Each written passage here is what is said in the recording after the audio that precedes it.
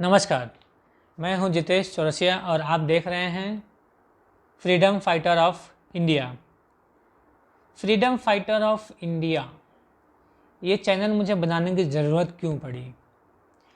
Likes, comment और subscribe मुझे नहीं चाहिए और देना भी नहीं भाई।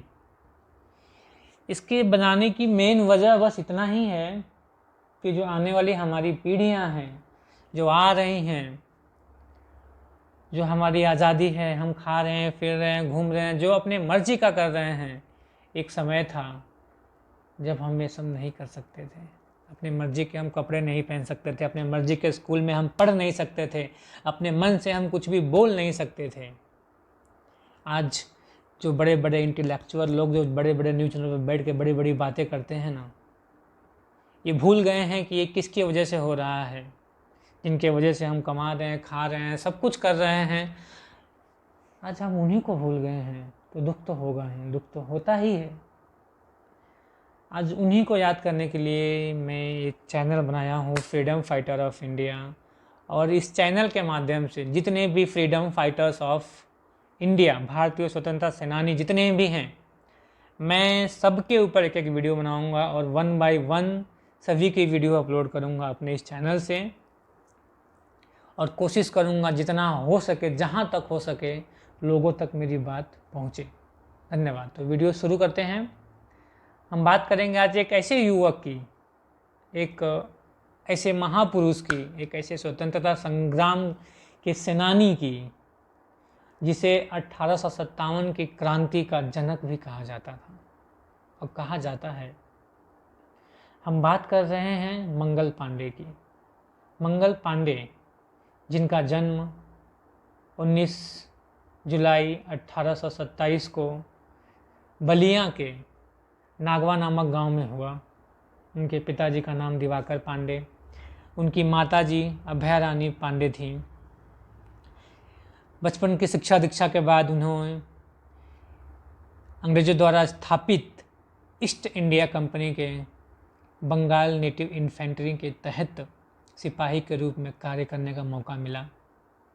वो अपने जिम्मेदारियों को पूरे ईमानदारी से निभा भी रहे थे। कुछ समय बाद अंग्रेजों ने एक बदलाव किया। जो पुरानी उनकी बंदूकें थी ब्राउन बेस, उसको बदल कर उन्होंने एक नई बंदूक लाई। नई बंदूक जो थी वो पैटर्न 1853 कुछ थी, 1853 कुछ एनफील्ड बंदूकें थी।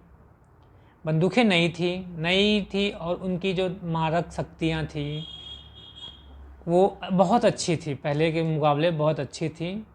और निशाना उसका अचूक था। आप किसी भी चीज़ को बिना चूके मार सकते थे अगर आप काबिल हैं तो बात आगे करते हैं।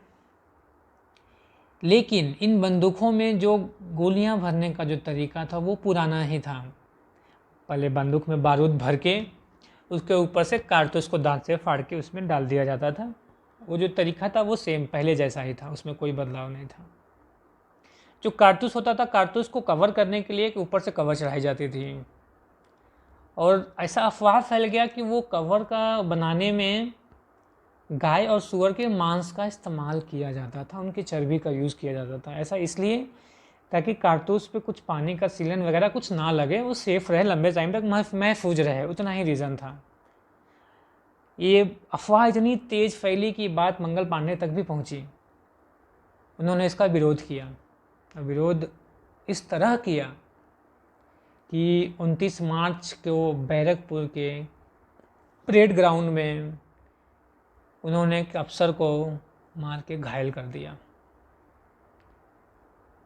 और साथ ही साथ अपने साथियों को भी उन्होंने आमंत्रण किया कि भाई तुम भी आओ, साथ मिल के हम इस चीज़ का विरोध करते हैं।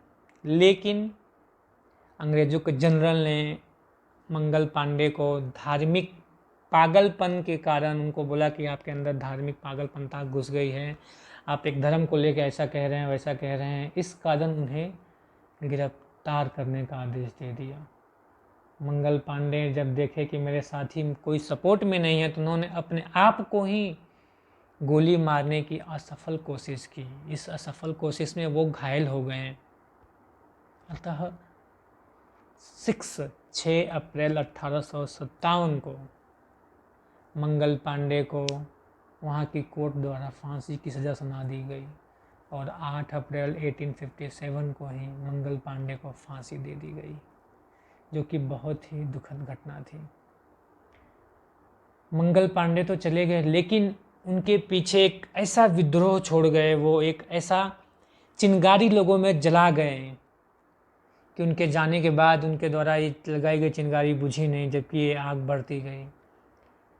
उत्तर प्रदेश के पूर्वी साइड इलाके में मेरठ वगैरह पकड़ते हुए सभी जगह आंदोलन बहुत तेज हो गया। लोग बहुत तगड़ा विरोध प्रदर्शन करने लगे।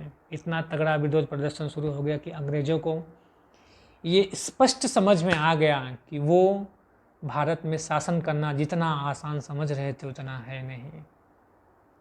बहुत सोच समझ कर निर्णय लेने के बाद अंग्रेज़ों ने भारतीयों को, भारतीय विद्रोह को दबाने के लिए भारतीयों के ऊपर कुल 34,735 नए कानून लागू कर दिए, ताकि कोई भारतीय सिपाही, भारतीय सैनिक, कोई भी इस तरह की गलती दोबारा ना करे।